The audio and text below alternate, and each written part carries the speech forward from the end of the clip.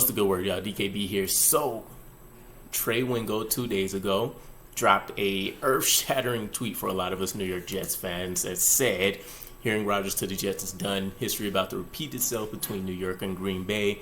Time is indeed a flat circle, and this was the only real indicator and somewhat confirmation we had that Aaron Rodgers was going to be in the green and white instead of the green and yellow or sipping mojitos in, California somewhere. And ultimately, we never got another reputable source to jump on board. Adam Schefter refuted it to a certain degree, saying things are still in a holding pattern. Same thing with Ian Rappaport. Diana Rossini, who's also been on top of a lot of this, couldn't really give any further information either. And so it left us scratching our heads, wondering what's the deal. Trey Wingo, extremely reputable, more often right than wrong. And even when he's wrong, there are strong indications that he could have been right. It's kind of like the old... I want to say is Get Rich and Die Trying movie, and the quotable that they had there. My guys out there know what I'm talking about. But outside of that, yeah. So nobody's been able to really confirm much since. But Trey Wingo joined the 33rd team. He elaborated on his tweet, his thoughts about it, kind of what was happening surrounding that whole situation. And maybe not the juiciest thing, but I think what he said makes a lot of sense. And this is what a lot of the people that have calmed down a little bit have really been suggesting as well. So he mentioned the tweet that I put out there is going to happen. It's just a matter of when. It may drag into next week. You just need to be prepared for that. The deal for Aaron Rodgers has been in place since last Friday. A lot of people, if they didn't want to go with the trade being confirmed because they want to see the signature on paper and all that kind of good stuff, they've at least gone as far as saying that the compensation and the trade package and or details have already been complete, and that, maybe there's a few touch-ups, some language stipulations, things like that are taking place. But it is widely believed that if, Aaron Rodgers truly does end up suiting up in green and white, that this has been done for a long time. There's not only all of what Trey Wingo has mentioned and everything that's led up to that point, we're even talking recently in free agency.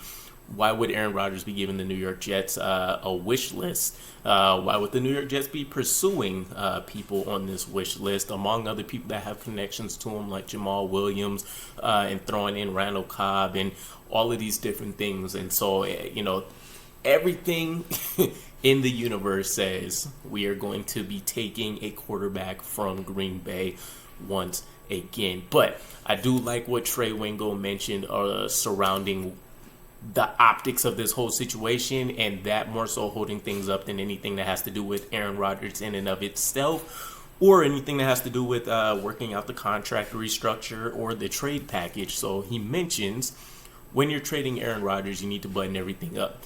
From the Packers side, we want to thank them for all these years. They want to do it right, all this kind of stuff. I'm sure the Jets want to make sure they get it right. All I can tell you is this deal has been in place for a long time, and the holdup isn't really Aaron. Aaron Rodgers is going to be the quarterback of the New York Jets in 2023. And so reading that, I immediately got hyped, and I'm a guy who has kind of been disgusted by this whole Aaron Rodgers situation. But it's not for lack of talent. It's just this whole stuff that we are talking and dealing with, and billion watch parties and live streams and, talk. I'm not a fan of all of that. I just want to see the ink.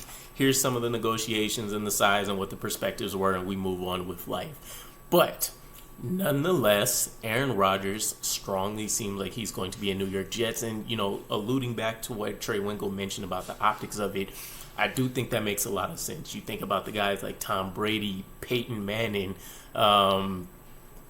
Phillip Rivers, we're talking about Brett Favre, we're talking about Aaron Rodgers now, you're talking about guys like J.J. Watt, Patrick Peterson when he were moving, these pivotal figures that have been on their teams and have already essentially cemented themselves as Hall of Famers in one facet or another.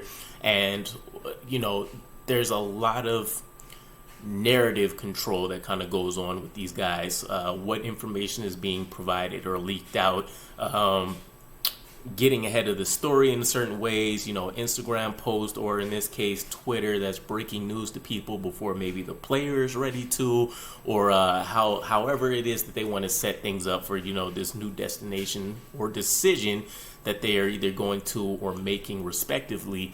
And it makes 100% sense to me. You know, it's a huge thing for Aaron Rodgers. We've heard consistently he doesn't make decisions lightly. And so just him deciding that New York, figuratively speaking, is the right place for him to finish his career, or at least to try to chase another Super Bowl, is a huge thing. California, as we've seen with Sam Darnold, to New York is quite a huge jump for a lot of quarterbacks and a lot of different personalities that thought they were ready for this market and the fan base and everything that comes with having to shoulder the burden of unsuccessful franchises for decades and decades and decades. So it makes 100% sense to me, to be honest. I don't think that that's the majority of what's been holding things up and what's been happening here, right? Storytelling wise, I don't know how much of a narrative there is to tell about this situation. It's already kind of written in stone, as Trey Wingo mentioned. Time is pretty much on a flat loop in a situation like this, and I can't see us rolling out parade floats and doing all this crazy stuff, and nothing's actually been done in terms of on-field success yet. So I'm sure there's maybe a little bit more to it than just that, but I say all that to say I can understand that being the reasoning for why we didn't get immediate news on day one of free agency, for example. So the big headline, as I mentioned in the I guess the headline for my thumbnail, right? Aaron Rodgers is going to be a quarterback of the New York Jets in 2023. So I'm excited. Today we should be finding out whatever this announcement or news that Aaron Rodgers wants to share is. I am in dire straits, hoping that it is that he plans to play, even if he doesn't announce that it's going to be the New York Jets, because he can't quite announce that there's a trade that's been completed. But he can, pretty much insinuate or do as much as he wants, say as much as he wants to up until that point. So let me know what your guys' thoughts are kind of about the Trey Wingo tweets and stuff about what's happening with Aaron Rodgers. What are your expectations of what he's going to say on the Pat McAfee show? And shameless plug, I will be trying my best to throw in a live stream so we can check it out together. So either way, let me know what your guys' thoughts are, and I will catch you again. Peace.